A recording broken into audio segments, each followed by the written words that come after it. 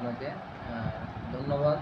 দৈনিক আজকের আলোকিত সকালের সাকিব আরাফাকে।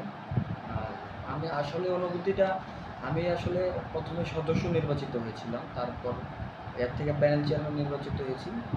পর 5ই আগস্টের পরে আমাদের এই চেয়ারম্যান নৌকার এবং ফেসিস ছিল, তো ওনার অনুপস্থিতিতে আমি প্রায় 7 মাস যাবত দায়িত্বে আছি।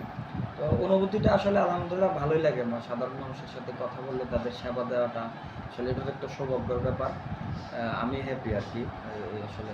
এবং প্রতিনিয়ত চেষ্টা করি সকাল থেকে টাইম টু টাইম সবাইকে সার্বিকভাবেই সেবাটা দেওয়ার জন্য। অনেকগুলোই আছে 6 মাসের ভিতরে ধরেন আমি অনেকগুলা অ্যাডেবি, তারপর টিয়ার কাবিকা অনেক প্রকল্প বাস্তবায়ন করছি।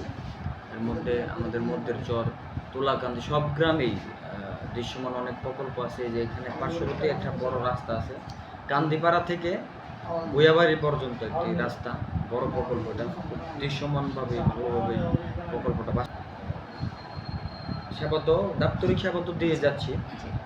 রুট লেভেলেও যে কাজগুলো আছে সেগুলো সবগুলোই করতেছি। বিভিন্ন সামাজিকভাবে যেমন বিভিন্ন প্রতিরোধ, যে বাল্যবিবাহ, এই বিষয়ে আমরা ক্যাম্পেইন করছি, প্রত্যেক ইউপি সদস্যদেরকে মিটিং করছি, তারাও এলাকায় কাজ করতেছে।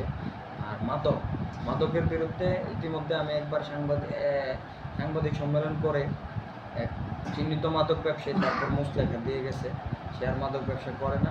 পাশাপাশি এলাকাভিত্তিক যে মাদকের তালিকা, ওইগুলো নিয়ে আমরা কাজ করতেছি, প্রশাসনের কাছে নাম দিচ্ছি এবং এলাকাভিত্তিকভাবেও সামাজিকভাবে প্রতিরোধ করে তোলার চেষ্টা করছি।